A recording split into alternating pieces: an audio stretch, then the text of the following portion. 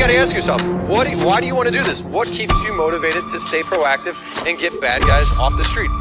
The facts is a big cannon against a little tiny gun of opinions, because we've all heard people give us their opinions. Let's talk about how easy it is to get narcotics in this country.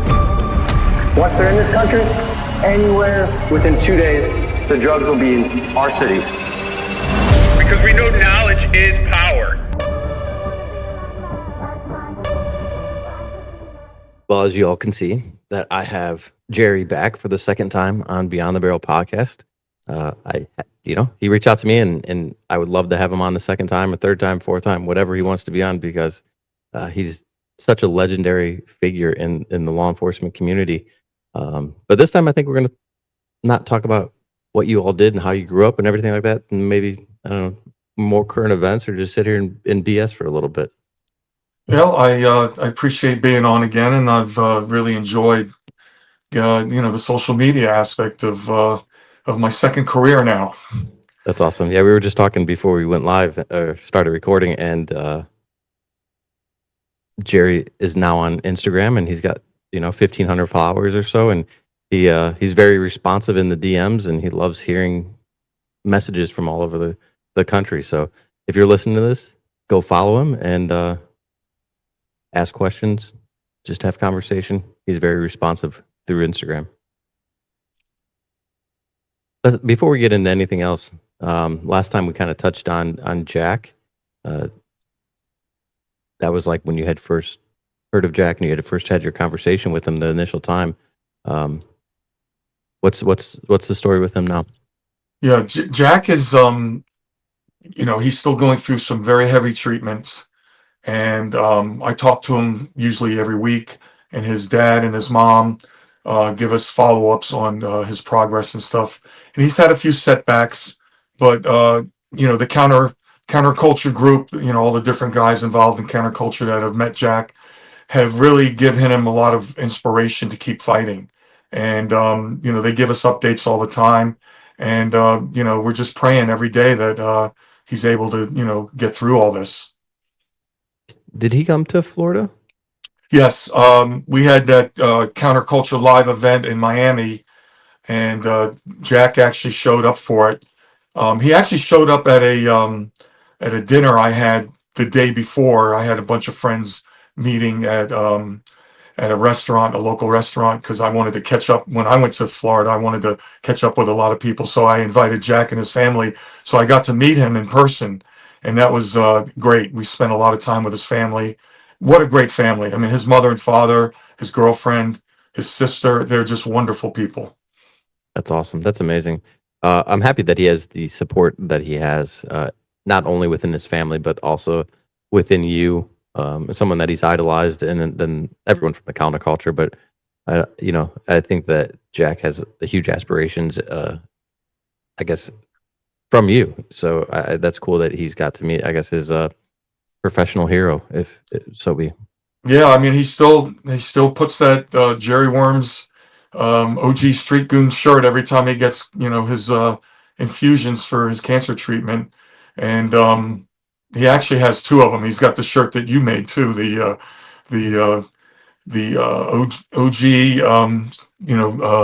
What did you respect the OG? Respect the OG, yeah. So he wears that one also. So he trades off between the two shirts. That's awesome. I'm happy. Yeah. When I talked to him, I told him that I would send it to him, and then he didn't have to, but he sent me some of his patches and stuff and I would have bought them just because I know it goes to support everything that he's going through. I'll have to link everything he's doing into this podcast so people can find it too, because everything that he sells, that'll goes towards the treatment aspect of it, right? Yes. I mean, he's not on any disability or anything like that from his job, because he wasn't invested. He only worked a couple of years at the police department he was with, so he doesn't have any real benefits. So he's struggling a little, to make things ends meet. But the good thing is, when he was in Florida, he because he reached out right before he knew that he got cancer. He reached out. He wanted to move to Florida, to Martin County Sheriff's Office. He reached out to them, and they have actually stayed in touch with him also. And he actually went there and met with some of the people in person. So if he beats this cancer and everything gets clear, he's going to get the green light to probably get hired by them. That's awesome. Good for him. Yeah, I mean, he will beat it. I have no doubt about it. His determination, his willpower. I think no matter what goes on in his body, he's going to do just fine. Yeah, I mean, he's a fighter. With kind of transition to the support, since you talked about how Martin County is supporting him even when he's not there. Current events, you're seeing a lot of I guess lack of support for law enforcement in certain cities. When you were in law enforcement, what was the support like from the administration and politicians? Was it as polarizing as it now, or no? No, not at all. I mean, it was. I felt, the department I worked at, and actually both departments, the department, the Broward Sheriff's Office, and then when I eventually went over and worked at the Coral Springs Police Department, very good support from, the community. We had a program when I was working at the Sheriff's Office. We'd have community leaders that would come out every week and ride with deputies. Various community leaders, council people, bankers and lawyers. They would ride with you and get a perspective on what it was like to be on a shift with a police officer or a deputy sheriff. And it was an eye-opening experience for these guys. And I was, you had to volunteer if you wanted one of these guys to ride with you. And I always encouraged them to ride with me because I enjoyed showing them what it was like. So I always had people riding with me, and it was a lot of positive feedback. When they got done, they would write to the sheriff some really nice, letters of commendation, and so that helped support within the community. Yeah, that makes sense. I wonder why. I guess that doesn't happen as much. With my agency, I occasionally will see councilmen that will come out and ride for maybe once a year or something like that. But I've never seen community leaders outside of like the politician realm. Not that I can remember. I just can't remember like any like business owners or anything like that have came out and ride with cops. Maybe they do. Maybe I'm just not aware of it. But I wonder why that went away. I think that would be very eye opening for people that either love the police or that criticize the police, just to see what day in and day out law enforcement is dealing with. I think, first of all, you have to have an administration that isn't afraid to be transparent. Because if you take a council person or a city commissioner or a county commissioner and you put them with a deputy, and the deputy, is bitching and moaning about the administration the whole time, they don't want to hear that. So that could be bad. But you've got to be transparent with these people. And I think if you're not afraid, you have nothing to hide, let them ride and let them see what goes on out there. Yeah, I agree. I completely agree. I don't know. It's interesting that that's kind of faded away. Because even now I'm trying to think, and I just don't think it happened as much now in my career as it did early on. For example, when I worked for Coral Springs Police Department, the mayor of Coral Springs, which is a fairly large city, they have probably 150,000, 160,000 residents at least, and the mayor was very, very pro-police, and he was the one that instituted having a school resource officer in every single school. And they had like 6 elementary schools and 3 middle schools and 3 high schools and a charter school, and he was very instrumental in making sure that every school had a police officer in the school. And he didn't care, if the council people bitched about the budget. He was adamant about it, about having that police presence.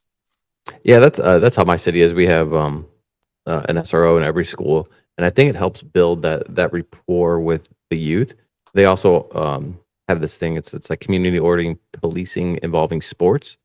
So our police department has 2 gyms in it, and once or twice a week they open it up for 2 hours right after school.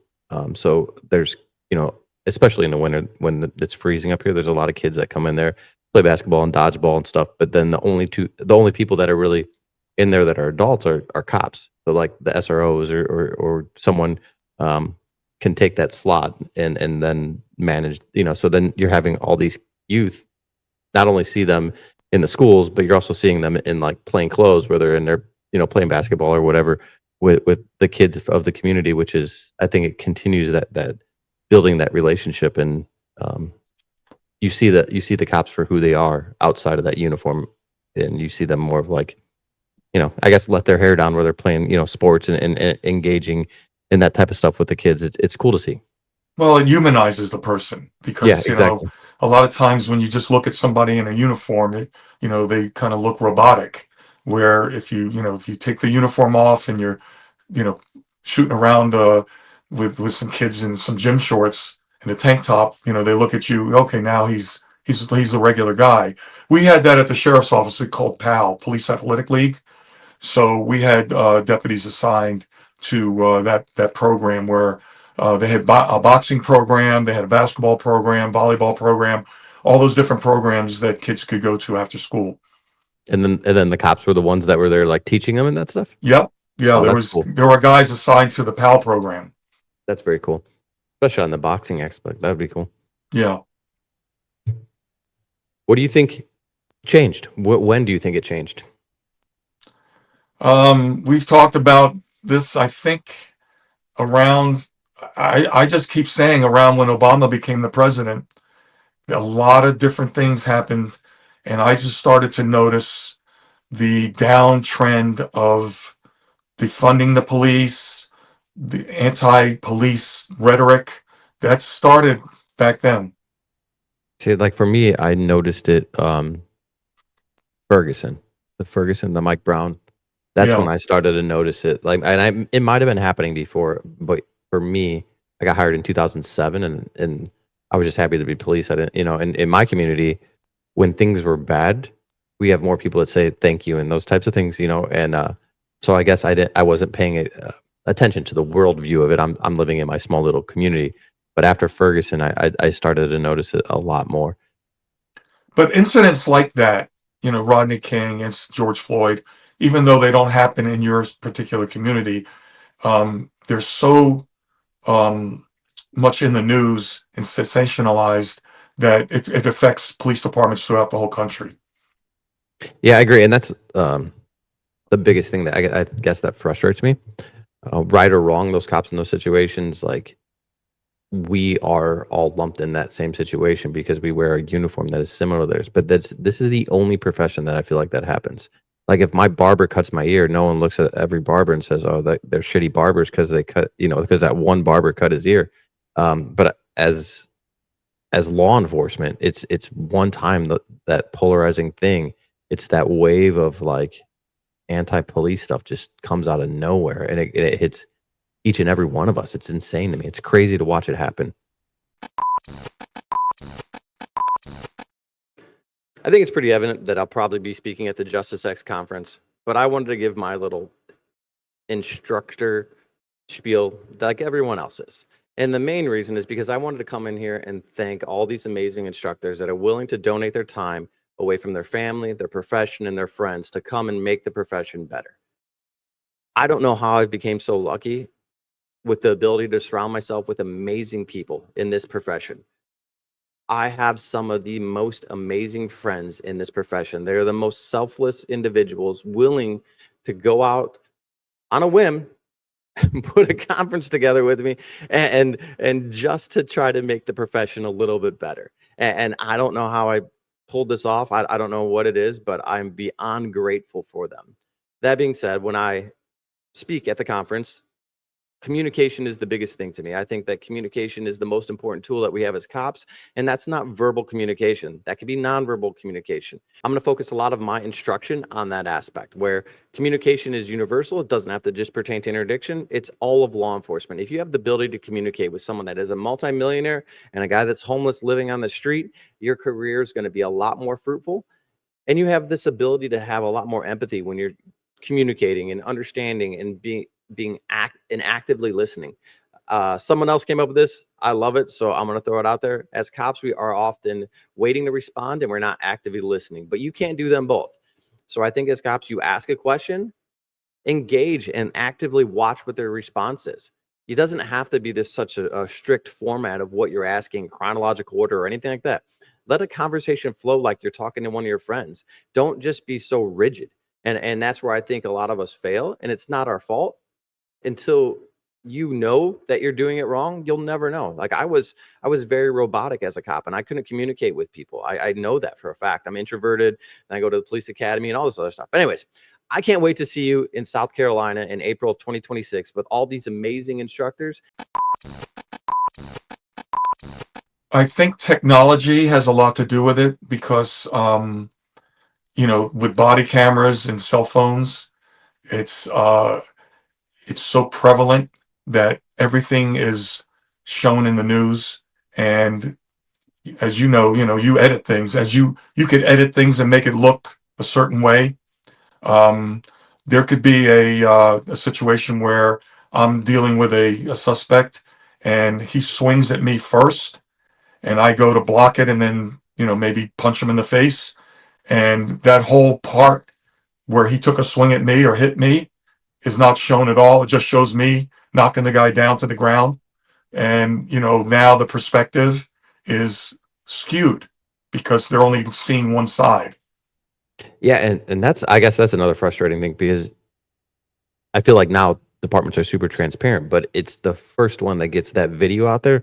That's everyone's truths at that moment. You know what I'm saying? So if you don't lead with the video, I feel that like as an agency, you're behind the ball because if someone else puts an edited video out or only sees part of the interaction, like that's everyone's truths. Even if you give them the full video, their truth in their mind's already made up based on the partial video that they saw. Yeah, once it's out, like you said, the first one that gets it out there, because then they won't bother following up. Maybe there's a follow-up story that shows the true incident, but they've already made up their mind and they don't even bother watching. So they only go with what they saw originally. Yeah, and it's just interesting. I don't understand why it became law enforcement. Like for me, I look at it and like legislators pass laws. We enforce those laws. If you don't like a law, then you vote the politician you want in to change the law. And it's like I don't know how come the brunt of it goes back on law enforcement. It's super strange to me because the dynamic is the law's on the book for a reason. As minute as people might think it is, it's a law for a reason. They obviously thought it was important at one time, and if you need it or want it changed, go do that. Vote someone in that's going to change it. And then as cops, we are always evolving. There's laws that come in and leave all the time, every year, and we just have to adapt as cops. But it's just crazy to me that like a lot of times there's not enough foresight to see like, okay, the cops are just enforcing law on the books. These legislators are the ones that put these laws in place. If we don't like them, this is where our anger or our frustration or our motivation it should go to change our legislators or have them change these laws. So then the cops aren't put in these situations to enforce the laws. Well, going back to, probably the beginning of the Biden administration, when all these liberal DAs were, put into office, a lot of them are backed by the, George Soros with all his money getting these guys in office. So the laws are still on the books, but now the DAs are not enforcing them, because they're just, with no bail and all that stuff that went on. So it becomes frustrating for the cops and some of the community people that are victimized over and over again, because you catch a guy dirty, you put him in jail, and he's out the back door victimizing people again. And, as a cop, you go, man, I just arrested that guy last week and look, he's out on the street again. So it's very frustrating.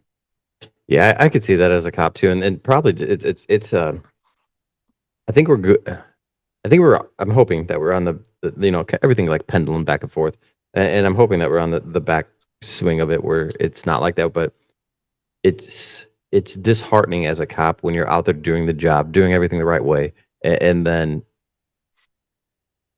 someone fails you, whether it's the courts, whether what, I don't know where it is, but then it's disheartening on that end to then go back out and be as motivated to put criminals in jail. You know what I'm saying? Like it now you're just like, it's like demoralizing, because if I'm doing it to the best of my ability and everything's correct, but this district attorney or who, you know, whatever, doesn't like that law, even though it is a law, and they, you know, just release them out the back door before I can get my paperwork done.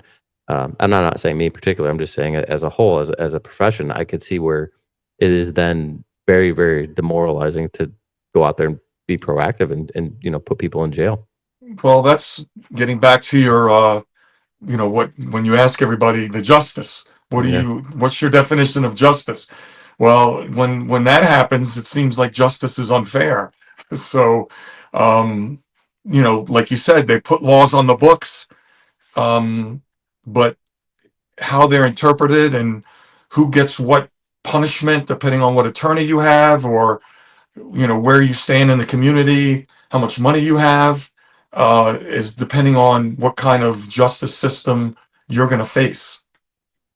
No, yeah, I agree there too. And I also, I'm not saying all the time, but oftentimes too, the state, you get a lot of young prosecutors that aren't,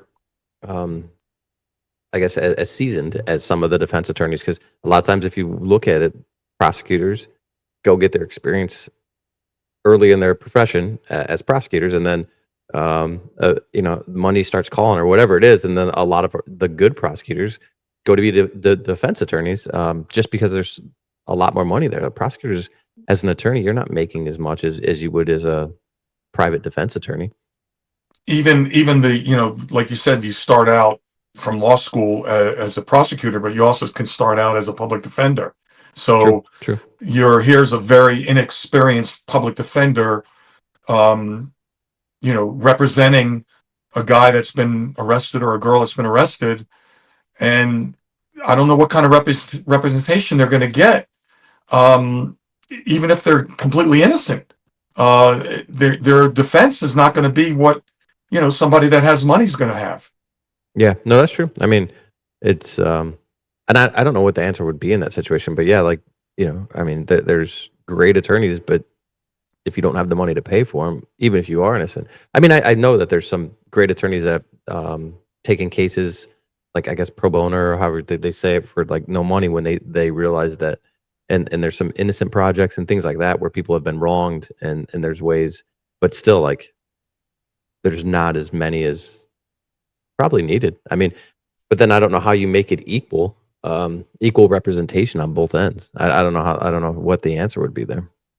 It's not, because everybody has to start somewhere. So all these attorneys that are getting out of law school, they have to start somewhere. So they're going to start at the public defender's office or the district attorney's office.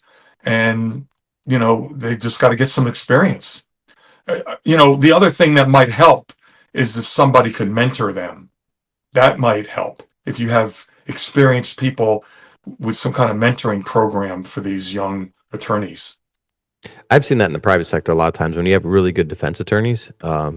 If there's a good either public defender or prosecutor, they snatch them up really quick, and it seems like they foster them. And like, so now you have not only are you a really good straight out of college or straight out of the bar or whatever prosecutor, public defender, you get snatched up right away, and now you have the great tutelage of these great defense attorneys now that, you know, have progressed your knowledge and everything. So I mean, I don't know. It's interesting to see. It just, I don't think that the states will ever do it. I think the feds do a good job because they pay more money. Like, so if you have, you know, federal AUSAs and those types of things, I think that that's a good spot.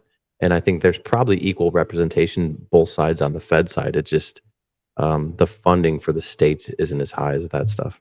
Yeah, and then you could also equate it to the police departments. You know, you have a good FTO or a bad FTO. So we have a really good field training officer who is the initial mentor for the person coming out of the police academy. He's going to try to really mold that officer into doing the right thing. Yeah, I had two amazing FTOs, and I contributed all of my police knowledge to them. Like if I didn't have them molding me, like I don't even know, kind of where to begin in this profession. So yeah, I completely agree with all of that. What do you think the frustration or the I don't even know if it's hate, but the lack of support in the political realm comes from? That is super strange to me.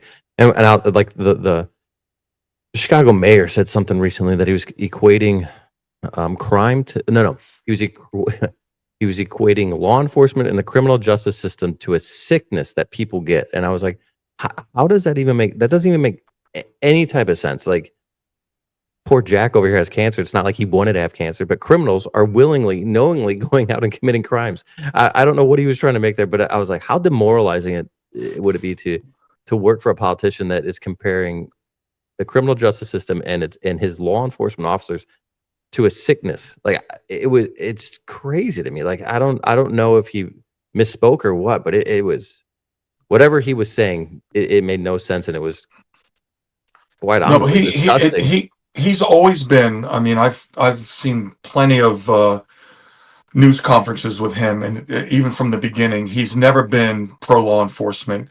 He's always been. The city has. I think they're almost bankrupt because they spent over $300 million on the legal aliens. Because they're a sanctuary city. He calls the police department.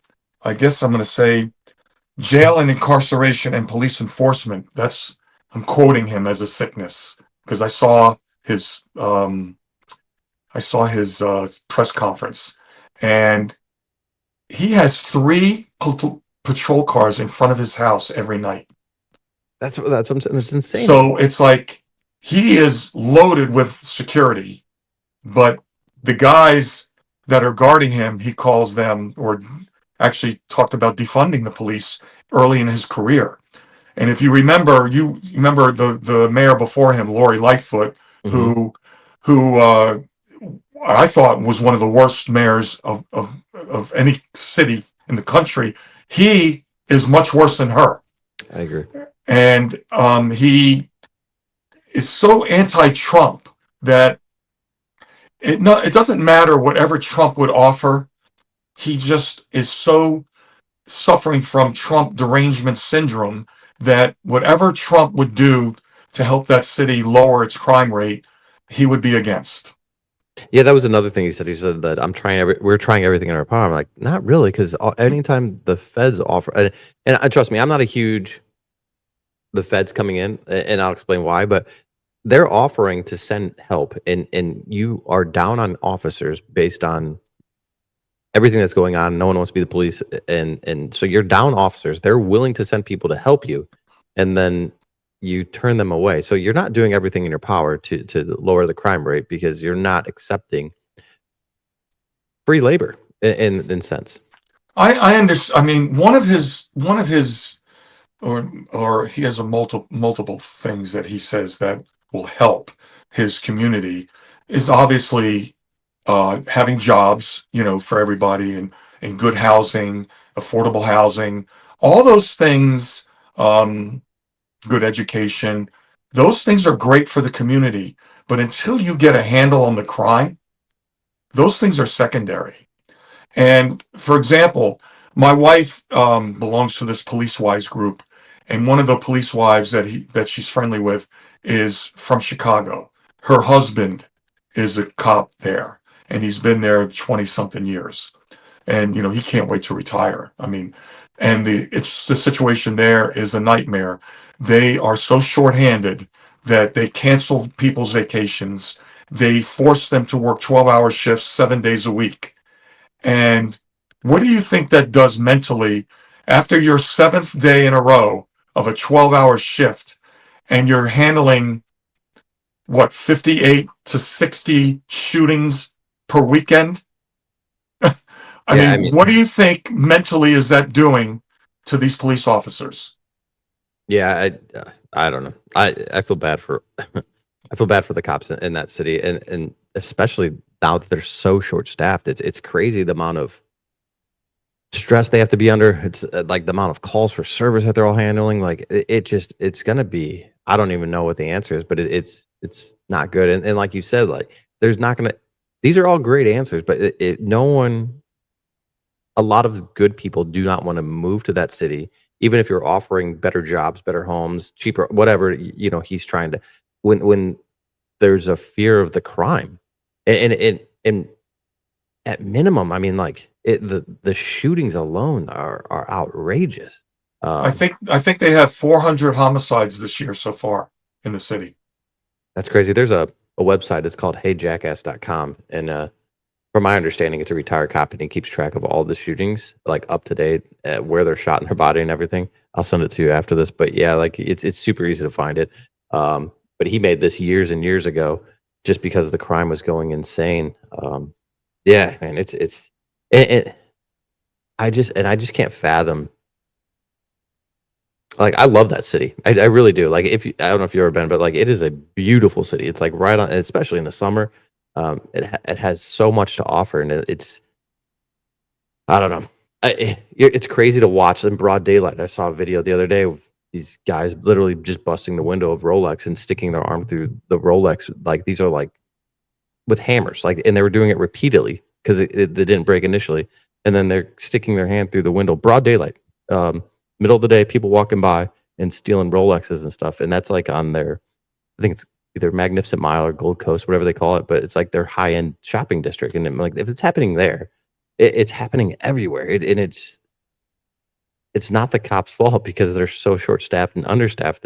And for him not to realize it, it's disastrous. Well, how are they going to create more jobs for everybody when businesses are closing and leaving?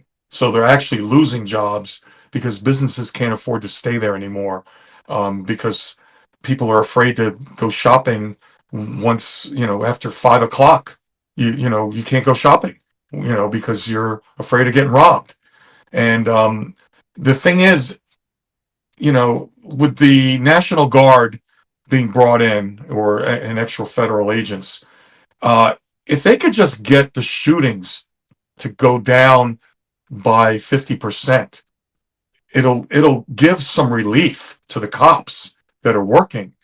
So just the mere presence of having that enforcement out on the street might lower it worked in Washington D.C.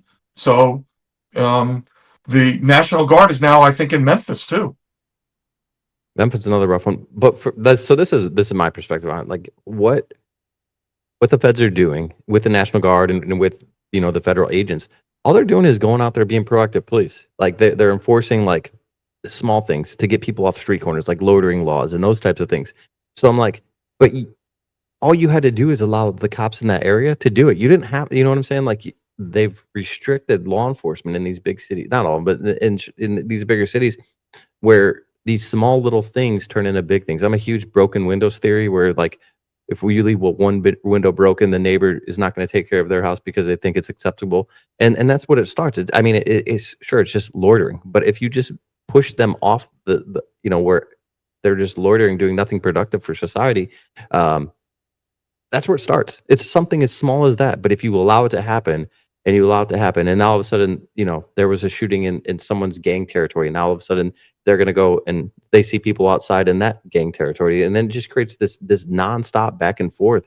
And until you enforce those small little laws to get people off the streets doing nothing productive, like you're going to have this back and forth forever. I feel like, because it's been going on for forever.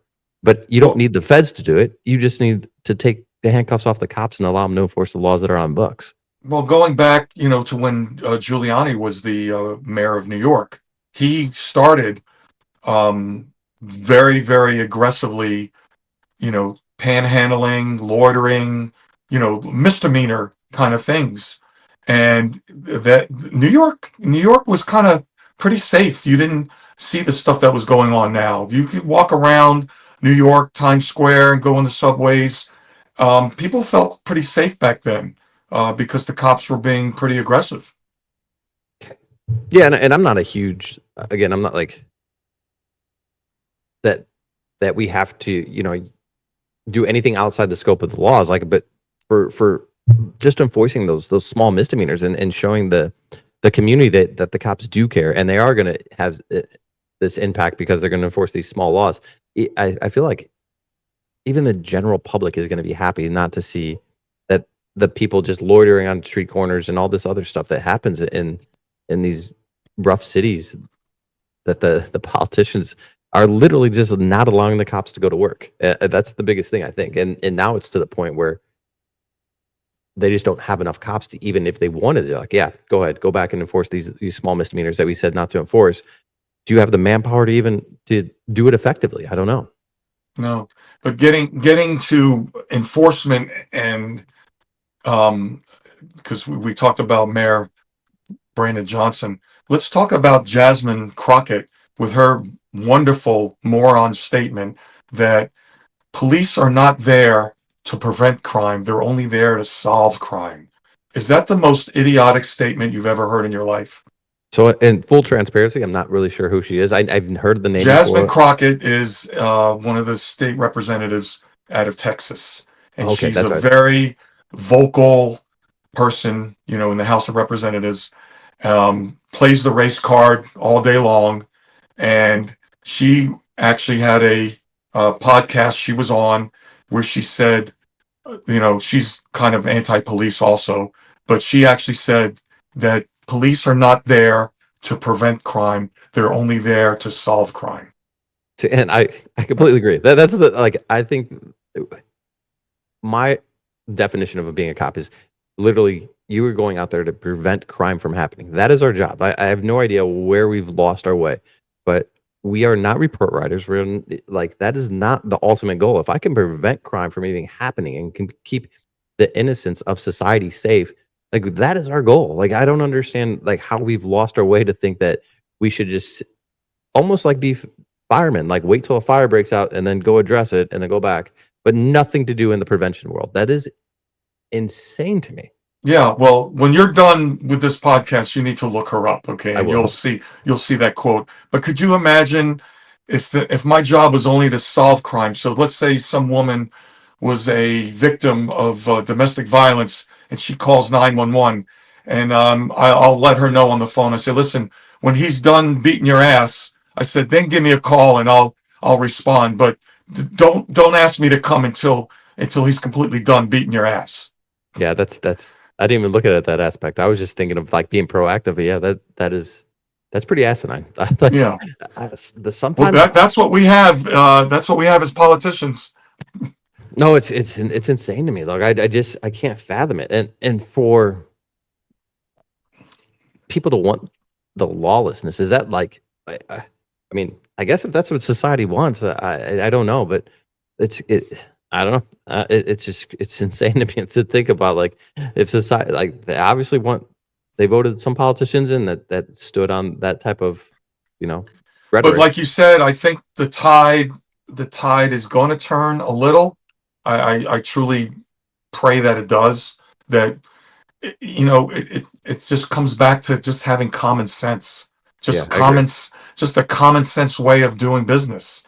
And like you said, if somebody's making a statement like we're not here to prevent crime, just to solve it, that's being completely like a moron to me. No, I agree. And I'm not trying to bash on Chicago, but a little bit of that I took notes and I wanted to talk about 55% of the businesses in Chicago, the skyscrapers, the office spaces are unoccupied. So they're losing all this tax revenue. Another thing that Chicago did a few years ago is because maybe I don't remember when it was, but they outsourced all of their ticket meters to another country, and I forget where it is, but now, and it was like pennies on the dollar. I think they sold them for say $100 million. They're in the billions that this country is making off of it, and Chicago still has to maintain them and all these other things.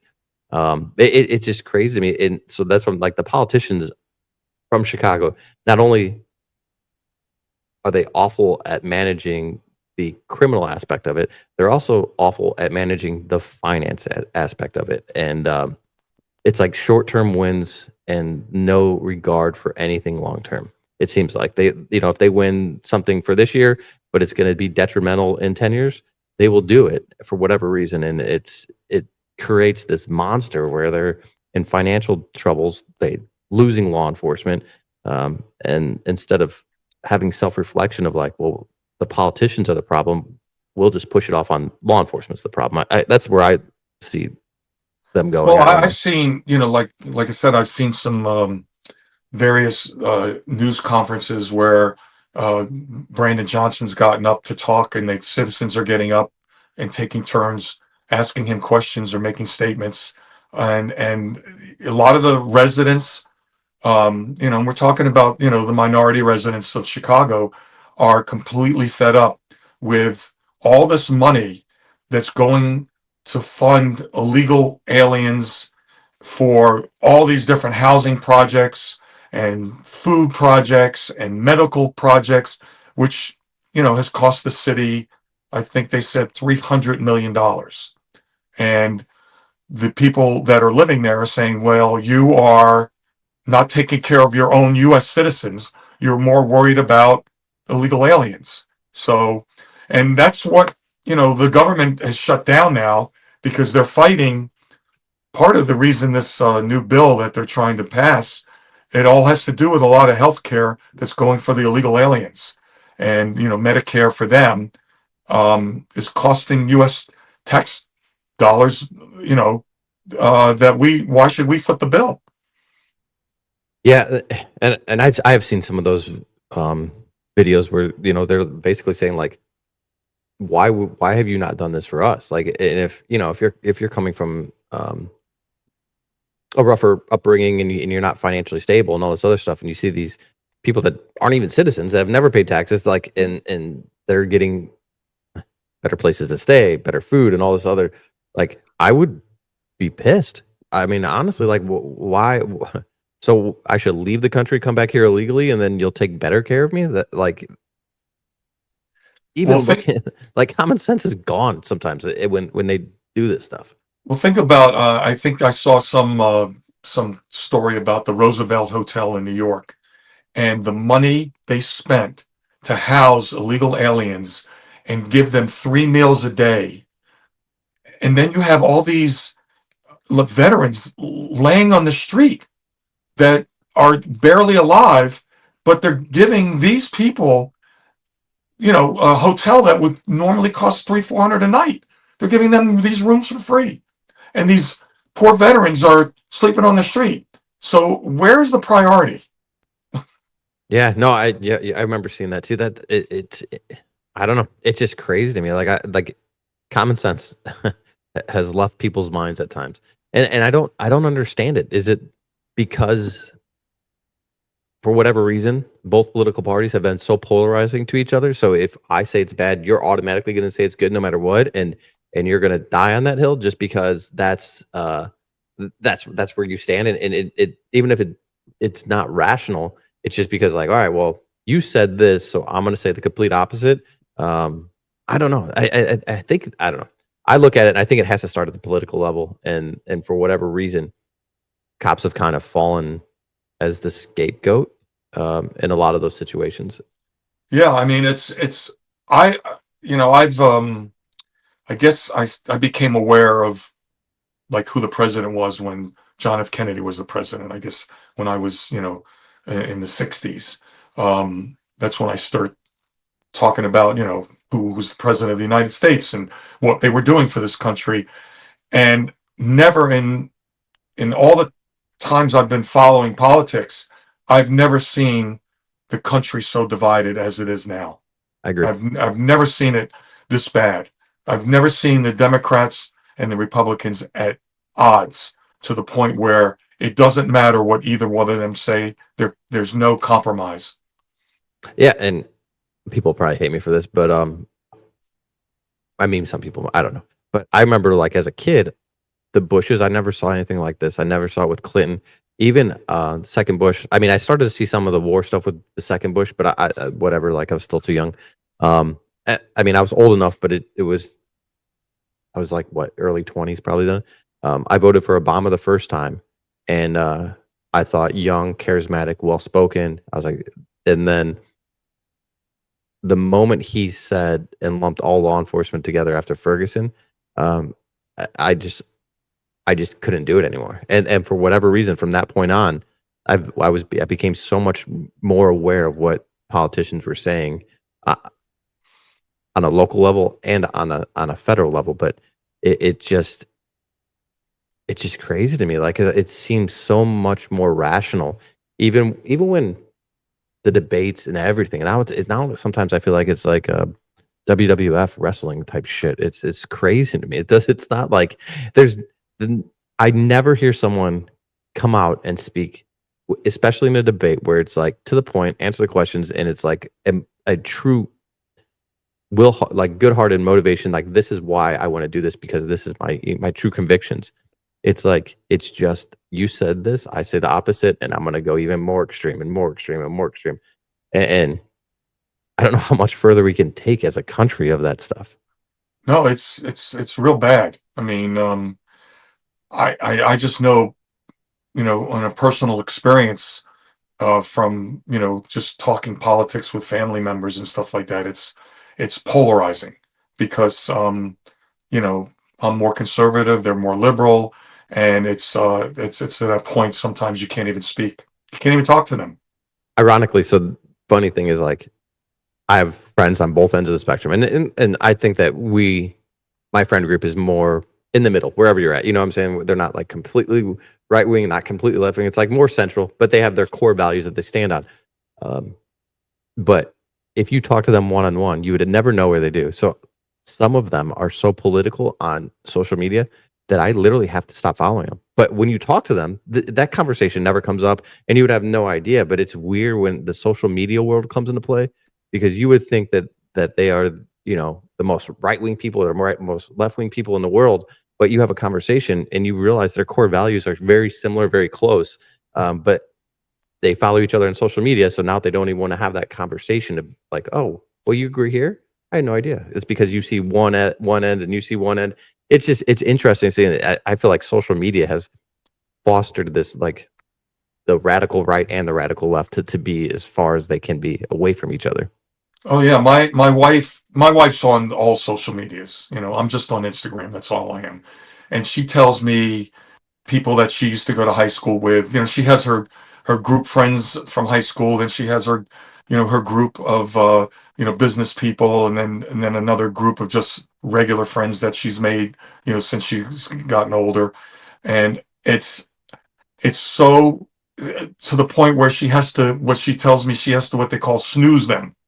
Oh yeah. You can do it for 30 days. You can snooze Yeah, for 30 she has days. to Yep. snooze people because she can't stand listening to some of the stuff that they're saying.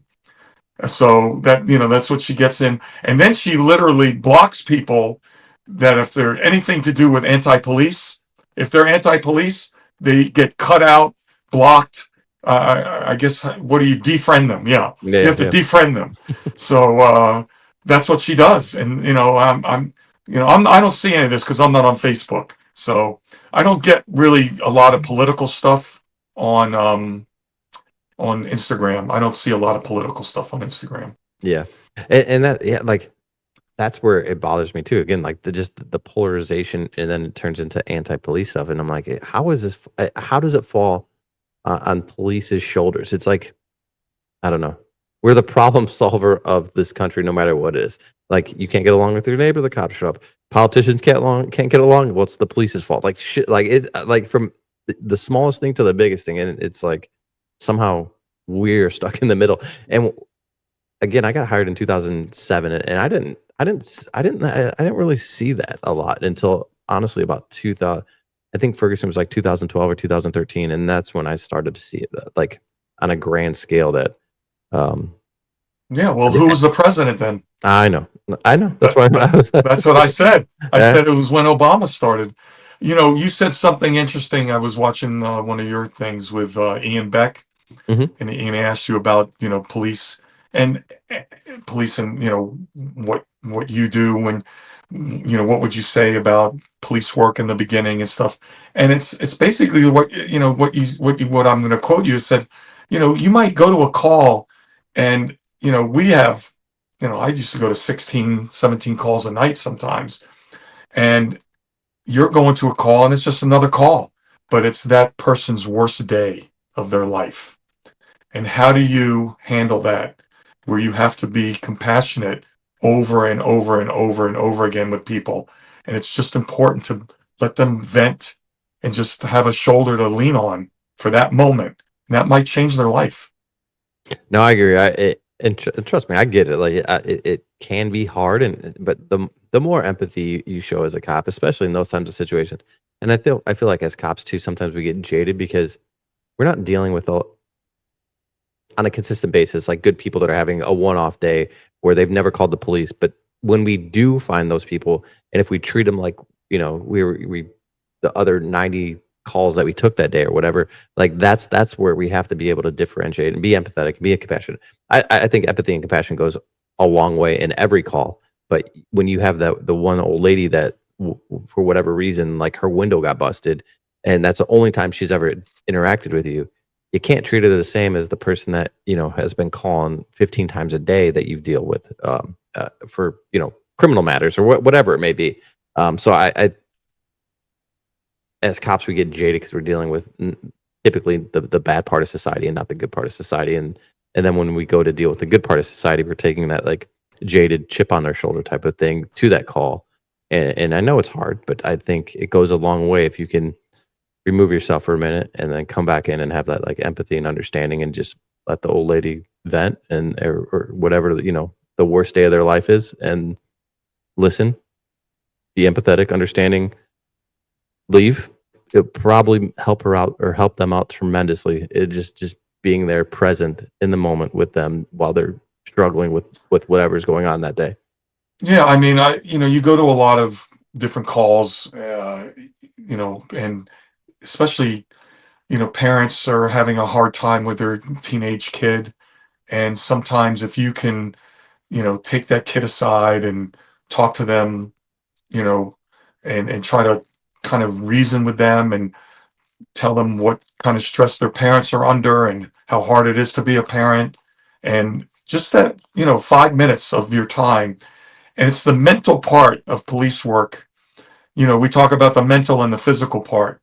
The mental part of police work can be much harder than the physical part. You have to be physically able to take care of yourself, but the mental part can wear you down because you're constantly being dealt the dreck of society. How many times are you dealing with really good people? You're getting calls because there's a problem and Right. this person is doing something wrong. So that's what you're dealing with most of the time. Yeah, And no one's calling you when they win $1 million. No one's calling the cops to be like, hey, look, I just won $1 million. You know what I mean? yeah, unless they want to give me some. Yeah, if that ever happens, I'll be ecstatic. Yeah. But, I'll give you an example. When we talked about the being empathetic, at one time when I was supervising a shift, we had a lot of speeding complaints in this one area. So we're running radar, right around 5:30, 6 o'clock at night, running radar down this street. And so I had a couple rookies with me and had one guy running radar and he'd call out. We were stopping 2 or 3 cars at a time. And this lady gets pulled over and you can see she's got a car seat in her back, in her back seat. She gets pulled over for speeding. And you could tell that she's probably trying to get to pick up her kid at daycare. And the cop goes up to her and starts giving her a little bit of a hard time and blah, blah, blah. And I take the cop aside and I said, listen, this lady is, I find out she's trying to get to the daycare center because after 6 o'clock, you don't pick up your kid, you're paying $1 a minute in penalties. So she's single mother trying to pick up her kid. I said, if you write her a ticket, you're not only financially going to hurt her, but mentally, she's going to be real late now. And it's going to do more damage than writing her a ticket. I said, let's not write her a ticket. Let's just give her a nice verbal warning, let her be on her way, and let her go get her kid. And you know what? She's going to remember that better than if you wrote her a ticket. And that's the kind of mentality that you need to have with certain situations. Yeah, discretion goes a long way as a cop. You have a lot of discretion, and I feel like in those situations, I'm not a big ticket writer to begin with. Do I stop cars? Yeah, but I'm a big compliance. Hey, you did this wrong. Let's not do this again. And you know, kind of go on our way. I'm not a huge, because I just know the financial burden that it has, and the cost of society and everything in society has gone up so much. Like, I guess our tickets needed. I think so. In certain situations, if you're speeding through a school zone and there's kids present, I mean, I think that you're deserving of a ticket in that situation. But I try to be pretty understanding and empathetic in a lot of situations, and knowing how much tickets cost and the financial strain that it puts on a family. I try not to write many tickets. I wasn't a big ticket writer unless I was going after the dope boys. Then I didn't care. You know, these guys are swinging drugs. You know, I'd write them as many tickets as I could, because I knew that they would never pay the fines, and then I'd have kind of sprinkle the district with warrants, because they would have a suspended license or a warrant issued after they, you know, never showed up for court or anything. But the thing that gets me the most, and I see these videos, these sovereign citizens, my God, they drive me out of my mind, and I have no patience for them. Yeah, Indiana. So Indiana, I don't know if it was case law or whatever. I just saw the maybe whatever it was, but they're the ones where they crack the window like this much, and they try or they hold up signs and all this other stuff. Indiana just came out with like, no, you have to roll down the window like enough for the officer to be able to hear you and to present the ID and all these other things. Like, so I think that states are realizing that they're not even. I would be shocked if a lot of those videos are sovereign citizens. They're just taking a book out of the sovereign citizens playbook and being jerks to push cops' buttons. And I think that the states are realizing it, so they're passing laws that are being like, no, you cannot do this. You cannot do this. Like, and making it more helpful for cops, I guess, in those situations. Yeah, I mean, you can't dance around with a person for, you know, for a half hour just trying to get an ID on somebody. You know, they have no, you know, registration. They have no proof of insurance. A lot of times they don't have a valid license. And once you find this out from like the first couple minutes of talking to them, they're coming out of the car and going in handcuffs. I'm not going to dance around. You need to bring a supervisor here. You need to do this. I'm traveling. I'm not driving. I'm not driving for commerce. You know, all those excuses, they go right down the toilet with me.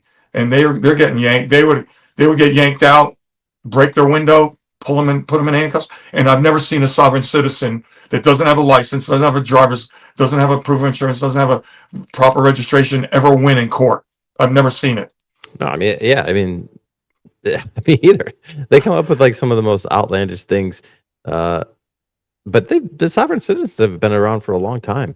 A lot of that I think is just more prevalent now because of social media. I don't think that they're like true sovereign citizens or even, you know, it's just a playbook that they're trying to use to agitate cops or whatever they're trying to do. I don't really know what their motive is, but yeah, I've never seen that work where you don't have a plate, you don't have a license, or you refuse to give your license. If you refuse to identify in Indiana, you can just be arrested as That's you're obstruction. driving. Yeah, that's obstruction right there. Like it's and I'm sure that there's laws on the books every state that are that way. You know, the first words out of their mouth is, "You can't stop me. I haven't committed a crime." You know, they start quoting all these. You know, I call them jailhouse lawyers. That's what they are. I think they take like bits and pieces of like laws and whatever that will fit their agenda. And then they're like, oh yeah, it says it right here. But like the next sentence says this also, but you're just completely disregarding that one. You're taking with the pieces out that fit your narrative that you're trying to go with. They love the term probable cause. You don't have any probable cause. You know, I mean, you know, and I haven't committed a law. I haven't violated a law. Well, it's a traffic infraction. That's still something for me to stop and investigate. Yep. Then you have to identify. You have to. Yeah. Did you see a lot of that stuff, or was that I like saw a more? few of them, and Okay. yeah, I mean, I didn't have a body camera back then, but I didn't dance with these people much more than 5 minutes. But Yeah. I would always, as soon as I knew it was a sovereign citizen, I would usually get a backup because I knew I was yanking them out of the car. I mean, So it creates a huge safety aspect for anyone else involved, like, but cops, everything, anyone else, like, they're refusing to identify, they're refusing to get out of the car, like, they they could have weapons in the car, they could just drive away and create a pursuit, like, to prolong that any longer than necessary, um, it could be problematic not only for those law enforcement officers, but for society in general. Like, pursuits are awful to get involved with, so the sooner you end that whole situation, the better for society. well, I had stop sticks in my car. So as soon as I knew I was dealing with a sovereign citizen, sometimes I would grab the stop sticks and just throw them under the wheel. So if they did decide to drive off, at least I was going to puncture their tires. So that was one thing I did. And then I'd call for backup because you're going to yank, 9 out of 10 times if they're being uncooperative, you're yanking them out of the car by force. Yeah. No, yeah, for sure. I mean, especially if they refuse to roll down the window and stuff, like, Yep. that's yeah. And You're going to, that's you're going to another break thing. the window and Yeah. yank them out. And are cops legally justified? Yes. Does it look good to society? Probably not. But a lot of the stuff, arresting someone that is not willing to go to jail, there's no easy way to do it. Those situations are always going to look bad on camera, even if the cop is 100% in the right, and does everything by the books. Same thing with that. Like, if you bust someone's window, does it look good in court, and does it look good to society? Probably not. But it's necessary to effectuate the arrest because he's refusing to identify. So, I mean, I think that's where now, like, kind of society seeing it, like, there is and I think society is becoming more aware of that society where there's people that don't want to go to jail, and there's cops that have to go hands on, and in violent situations, like, things don't necessarily look pretty. Cops do the best that they can with their abilities, but it's not always going to look nice and pretty. If someone's punching a cop in his face, he has all rights to punch him back. Like, and does it look good? No, but what else does society want? And I think that more of these videos are coming out there where you're seeing departments release the body cam of the actual true events that took place. And I think society is being more accepting of seeing some of that violence towards law enforcement, and then law enforcement giving it back. So I hope as body cams continue to evolve, that these are more acceptable and understanding within society, and we don't have so much polarization when you see these events. And the other thing, when I was starting out patrol, I didn't have a taser. I didn't even have pepper spray. So, a lot of these guys, they break the window, then tase them. So, you had to physically remove these people out of the car. So you had to use some kind of arm bar technique to kind of, twist them out of the car. Because, they're holding onto the steering wheel or you got to get the seatbelt. Sometimes you just had to cut the seatbelt. You couldn't even unbuckle it. Just had to cut it, to get them out. Yeah, there's tons of training now with a lot of that stuff. And I'm not a huge intermediate weapons kind of guy, because, like, a taser is on an average is only 26% effective. Just depending on placement, and up here with the weather and coats and all these things. So if it's only 26%, like, if you gave me a gun and you said it only hits accurate 1 out of 4 bullets, probably not going to be very happy with that. So I'm much more like, like, going hands on and trying to control body weight and those types of things, instead of using a weapon because if you get hit with one prong of a taser, it doesn't really do anything to you, and if anything, it's going to piss you off if you're already mad. And now you're dealing with a guy that's even more mad than he was 10 seconds ago.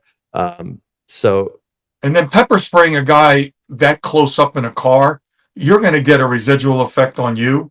And I used pepper spray as little as I could, because I tell you, by the time we get done wrestling around with this person, I had white shirts when I worked. You can see the white shirt in the back there. mm-hmm.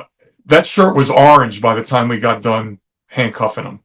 Yeah, and I've never been like, people pull out pepper spray. I like run the opposite direction, because I am like, so fair skinned that, like, when I got pepper sprayed in the academy, I had Burns the shit out of you. I had chemical burns, like scabs on my eyelids for days. Yeah. Because not only did it kill my eyes, but it killed my skin. And now like the littlest bit, I'm like, oh my gosh, like my skin is very sensitive to that shit. So I've never been a person that carried pepper spray. It was even if they gave it to me, I knew for sure I was never using it because I would get it 10 times worse than the person that I'm trying to give it to. Exactly. So, you learned like arm bars to control people, stuff like that. Yeah. Anthony from Heroic Industries, he's part of the Counterculture Network. He is a big jujitsu guy, and he showed me some videos of how he's also a massive dude, but he can control people with a lot of ease and little effort, and it looks good to society. You know what I'm saying? Because he's been doing it for so long. It's just cool to watch those things happen instead of going to blows and like throwing haymakers. He's literally able to control someone that is violently trying to attack him with his knowledge in Brazilian Jiu-Jitsu. It's pretty impressive. We talked about, I carried nunchucks, and the nunchucks were a great come along because once I slipped those on your wrist and hit that radial nerve, that was a big motivation factor for people to, come along with you, what you wanted. So that was a good tool for me. I use them a lot for come alongs. Yeah, that's awesome. Now that you're talking about that, what was training like back then? Because I'll just like my agency now has gone to like quarterly. We're doing some type, and is quarterly effective? It's better than nothing, but we're doing like Brazilian Jiu-Jitsu type of hands-on, like with each other, the defensive tactics and those types of things. So we're doing it quarterly. I think we started last year, maybe the year before. I don't know, but the past maybe 2 or 3 years. But what was your guys' like defensive training back in the day? Did you guys have annual training, or was it? Yeah, just once a year. I mean, we'd have defensive tactics was once a year. And that was it. So it wasn't as big as it is now. There's a lot more emphasis on training. Where back in the day, you go to your different types of training, but you go to your shooting once a year, defensive tactics once a year, human diversity once a year, these kind of things. It wasn't as much as you have now. Yeah, we go. We have to go to the range 3 times a year. One is a mandatory night shoot. Yeah, I mean, I like the way that we have it set up now. So you have quarterly training, and there's other things mixed in that day. So you'll have like 4 hours of defensive tactics. You'll have 4 hours of firearms, and then they'll mix some other mandated training within there. But I like the ability to do it.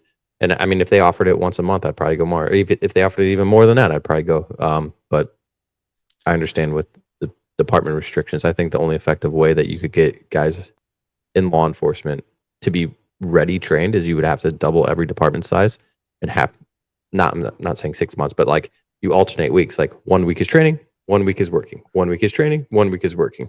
And I think that's the only way that you'd really have like a really, really effective squared away profession when it comes to training and fitness and firearms and case law and all that. Like you would have to train half the time and you'd have to be a cop half the time. I don't know another way. Well, a lot of guys do, nowadays, I guess, when you watch some of the counterculture stuff and they're calling out the fat cops and the dancing cops and, all this stuff. And hopefully that might resonate with some people and say, you know what, I better get in shape, or I better lose some weight, or I better hit the gym, or I better start taking some jujitsu classes, hit the range a little more as far as, my ability to shoot. You got to do it on your own now. Your department's not going to do it. You got to take the time invest in yourself. Yeah, my department. I hate just like bragging about my department, but we have a good camaraderie and bullying, I guess, in the nice way, is like, I guess we bust each other's balls, but people call it bullying is a good way that we all like kind of talk smack to each other. If you haven't been in the gym a few days and you've been one of that consistently go in the morning or in the evening, you're definitely going to get some smack talk to you, and I think it keeps you accountable when, even if you are losing that motivation for whatever reason, the people that you usually see in the gym, if they haven't seen you in a few days, are going to be like, yo, what, you just, you want to Yeah. get diabetes? Like, what are you doing? Like, I don't know. Like, so we just kind of, I think I like that camaraderie aspect of it, and busting each other's balls, because when you are down and then you have someone that's kind of pushing you a little bit, it helps you at least get back in the gym and get in the flow of things. And also, who do you want as a partner when you're getting a backup? I No, mean, you that's want somebody that's going to handle business. So, if you get some, out of breath, 300-pound guy, when you're in a foot pursuit, and he's going to go one block and collapse. yeah, you know, more of a liability. Like like, do you want that guy that might have a heart attack if you're fighting someone show up? Now you have to deal with that guy who's having a heart attack and someone that's actively fighting you. I mean, yeah. So you gotta have partners you can depend on, that they're gonna help you out when you're wrestling around with somebody. I mean, as you know, no matter what techniques you have and how strong you are, how big you are, when you're trying to handcuff somebody and they're putting up a fight and they're laying down on the ground and their arms are tucked underneath their chest, it's to try to get them to get their arms behind their back by yourself is a bitch. yeah, it doesn't matter the size. Like, for whatever reason, like, little skinny wiry people are the hardest ones to control. Like I don't know, like, they can contort their bodies in ways that other people can't. I don't know, but like, trying to control someone that's very thin but like flexible, I guess it's always a challenge for me for whatever reason. I'm like, I don't know. Like, they're able to like just move in ways that normal people don't move. Also, when I was working in South Florida, you're working and it's 95 degrees out with 90% humidity, and you get some sweaty guy, and you Mhm. try to grab a hold of some guy that's sweaty and wiry, and it's like he's slipping all over the place. It's impossible to get a hold of them. Yeah, no, it is, and that's what I'm saying. Like, society, body cams has given society, I think, a different perspective of what we deal with, and I'm hoping for the better, because again, like, just simple things that people would never think of. And if someone doesn't want to go to jail, it's pretty challenging by yourself to make them go to jail. And it doesn't always look as pretty, but I think society is starting to see that a lot more now, with body cams and departments putting them out there very fast. I feel like, so that someone else can't lead with a false narrative. Now, what do you think about the push for this de-escalation, crap that's, been going on? What's your opinion on that? They're angry at someone else, and you're just trying to de-escalate that individual system, the situation. But if it's de-escalation where someone's like fist balled up and they're coming at you, that's not de-escalation time.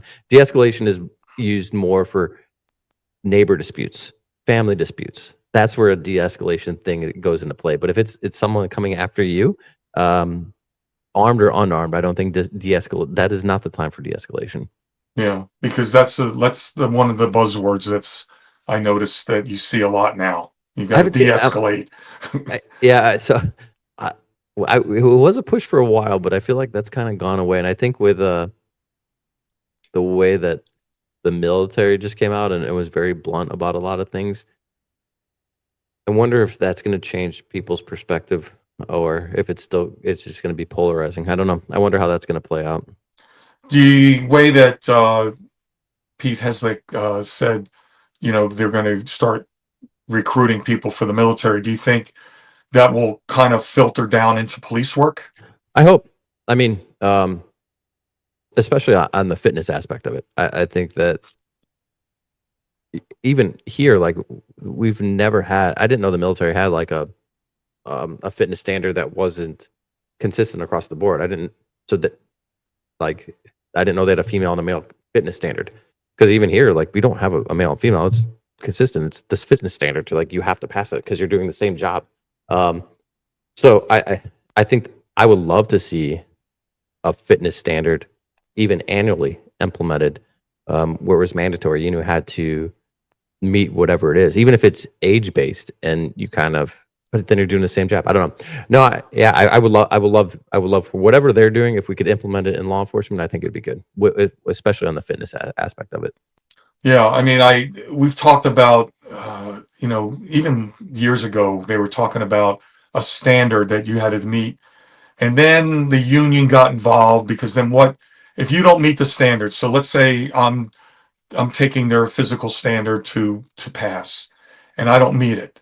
Then the department has to give me remedial training or put me with a nutritionist and put me with a workout partner and get me to pass. And then I don't pass. Then what? Then am I not fit for duty? How does that all work? I mean, in a perfect world, what I would see is no different than firearms. If you can't pass your firearm, they give you a coach. You have to pass it in a certain amount of time, and you get them much training. And if you can't, if you can never pass firearms, like I'm sure that you would be fired. Like it's an essential requirement of the profession. Like, so I think, and even if it was to the point where, okay, you're grandfathered in this other, where if you don't meet the fitness standard, you're still a cop, but they started January 1, everyone from that point on, you have to meet this fitness standard annually, or you can't, like, you have to start somewhere. Yeah, because you started in the academy, you had a fitness standard. Yeah, 100%. But then after you get out of the academy, the standard goes down the toilet. Yeah. So my agency has created one where you have to do it twice a year. You have to go through the motions. So if you have to walk a mile and a half, then it takes you 30 minutes. So be it. If you pass it, you get comp time basically too. So you get time off to do it. But you have to go through the motions. There's no, I'm not going through the motions. You're going to show up, you're going to go through the motions of doing the exit standards of the academy. But there's no punishment if you don't pass. They can't because of what you just said. But you have to start somewhere. So I think like you just enact it as of January 1 of 2026. All right, this is the fitness standard that we have to go for. You guys are grandfathered in. You don't have to do it, but you can't. If you want this profession to be better, especially on the fitness world or fitness avenue of it, you have to implement it at some time. And if you say from this point on, this is what it is. All right, so you have a generation of, I guess, my generation. If they can't pass it, then they don't get punished. But the new generation, you have to pass it to stay here. My I think it's the only way. I have a friend I used to work with at the sheriff's office, and then he moved up here, and he's a contractor. They have a federal contract to guard the nuclear power plant in Oak Ridge, Tennessee, and these guys have to pass. He told me, and he's getting close to retirement, but these guys are fully equipped with like a Bearcat that they ride around in, and AR-15s, and fully equipped to defend a nuclear power plant if it got attacked. But they have to meet a standard every year, run a certain mile in certain time, certain push-ups, sit-ups, everything. And he says if he doesn't meet that standard, you're fired, period. That's it. And that's what I'm saying. Like, how can private industry do that, but government industry can't? Like, when did this start? Like, I can't fathom it. Yeah, I mean, it's a government job, but it's a government contract. But the company that hires him, these are your standards, and if you don't meet these standards, we fire you. So, well, that's not. Yeah, I mean, yeah. But like, why can that not be implemented through all government, especially if you're a fireman, a cop, a fed, whatever, a military, whatever it may be? Like, why? How is it okay for the government employees to be less accountable than a private industry? I just think that once you get out of the police academy, like you said, you have to keep these standards going. But the departments need to really give you time. I know there's certain departments in Florida that you're allowed like 1 hour, like 3 times a week to go work out on duty. They allow you to do that.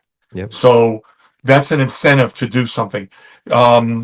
Having some kind of nutritionist that you could talk to, so you don't turn into a 300-pound whale after you graduate the academy. Yeah. These are the things that departments, the mental health issues that we talked about, all these different things that they didn't have when I was a cop, but they need to have now, and some departments are doing them. Yeah, I was gonna say, like, everything that you've mentioned, my department has done. So we have a gym in our PD. We have a cardio room with a mat, like a wrestling mat, and then we have a weightlifting room separate. We have some of our cops that went through like nutrition stuff. So if you do fail and you want to get help, we have people that will show you how to work out. We have people that will help you with your diet, and then we have a clinician that you're required to see once a year for an hour while on duty. So you have to go there. If you just sit there and don't say a word, so be it. But you have it's on duty. You have to go there. But what that is also done on that clinician avenue is now when guys are going through something, they have a rapport with someone that knows who they are, and I feel like it makes it a little bit easier. And I feel like that stigma is going away a lot though when it comes to the clinician things. If you're going through some PTSD stuff, I feel like it's been that avenue has been embraced by society. That cops go through a lot of shit. So if they need to go see a doctor, that's very understandable. Now, how big of a department do you have again? Only a 70-man department. Yeah, see, I think with smaller departments, some of that stuff you implemented is easier than with a huge department that, I agree. that the guy worked for. I think it would be difficult to have a department that large to implement everything like that. But if you have a sheriff that is saying this is the standard and he's 100% behind the administration that's putting it in place, or he's delegating it, I think that's where you have to be willing as an elected official to be like, nope, that's what we're doing. This is what it is. And this is why. And, I think it's hard for sheriffs because they have to make so many people happy because they're an elected official. And if you have a huge department and you piss off 3,000 guys, and the next voting cycle is not going to go very favorably, even though you're doing the right thing for society and in the profession itself. I think eventually you'll get there. But and like you said, with these standards, maybe requiring people to be more on the ball and more physically fit and stuff like that, maybe you'll attract a better candidate, and maybe it'll also give you incentive to pay them a little more too. So it becomes more of an exclusive kind of job to have, as opposed to just hiring anybody off the street. Yeah, and I don't know if we talked about this last time, but I would say the past, maybe 3 or 4 hiring cycles, and we usually, I don't know, say 2 to 5 a year. But the last 3 or 4 cycles we've went through, I would say 95% of them are in shape and they are taking their fitness very seriously. Like, so they come in, they're in shape, they go to the academy, and then they're still working out, they're still staying in shape. And I think that's the biggest thing. Once you fall off that wagon of being fit, it's so hard to get back on it. So if you even if it's just, I don't know, running or something a few times a week, as long as you stay in shape, it's so much easier as you age to stay in that routine than I'm not going to work out for 10 years and then I'm going to try to get back in shape. It's so much harder. Oh yeah, and then at 10 years after you graduate the academy, you're married, you got kids, you're working crazy hours and trying to maintain a family, and working overtime and working details, and it's that's where the guy's eating crappy food while you're working midnights, and Yep. and then you get home and you're not getting enough sleep and you got to go to court, so that just spirals into getting fat. It does. I mean, this profession is, and if you think about it, like, we're sitting in a car a lot of times, we're very sedentary. So, I mean, this profession is very conducive. If you do not want to take your fitness seriously, that you're going to be out of shape pretty fast if you choose to be. Yeah. Well, I try to keep this to hours like always. I'm not going to ask you my final question because you've already answered it. But we're about an hour. We're about an hour and a half in. Anything else you want to talk about? No, that's it. I'm just we'll do this again. Oh yeah, for sure. And I'm making it a point. I'm gonna see you in Myrtle Beach. Oh yeah, let's talk about that real quick. Tell me if you can tell that story because I love that story. Oh, that story. Yeah. Oh, that's great. Yeah, I almost forgot about that story. Yeah, a guy named Kenny Lugo, who was a motorman. I was one of his supervisors. I spoke to him on the phone. He lives in Myrtle Beach now, and he also works at his cousin's pizza parlor once in a while. So he's doing security at some club, and so the guy comes in with his girlfriend, and they start talking to him, and I guess they realized that he used to be a cop, and knew he was a cop, and they started talking about police work, and he asked Kenny, where are you from? And he goes, I'm from Broward County Sheriff's Office. That's where I used to work. And the guy who was the Myrtle Beach cop, he goes, you do you know Jerry Wurms? And Kenny goes, yeah, he used to be my sergeant for a while. And he couldn't believe that he actually knew me. And then they started talking about, all the different stuff with the different memes that came up, and how they, go on Instagram, and they found Mike from Copville, and they do the baseball cards and the stickers and the t-shirts. So this guy tells Kenny Lugo they took, I guess, the baseball card, and they blew it up to a poster size, and they actually have that hanging inside the squad room of the police department in Myrtle Beach. The OG street goon, Jerry Wurms. I love it. Yeah, I love it. You already told me that story, but I'm sure people are gonna love it because that's amazing. And then all the guys that are driving on patrol cars, they bought the stickers, and they have the sticker on their dashboard of me. So I'm riding shotgun with all these guys now. That's amazing. That's gonna be that'll be awesome if you can make it to Myrtle Beach just for all those guys. They would love Oh it. yeah, I'm gonna let Kenny know, and then we maybe we'll have a big pizza party with some of the guys. I'll be down for sure. Yeah. Awesome, Jerry. Well, I appreciate you joining me again. But we'll be in touch, and we'll Okay. do it again for sure. All right. You take care. You too, man. Bye.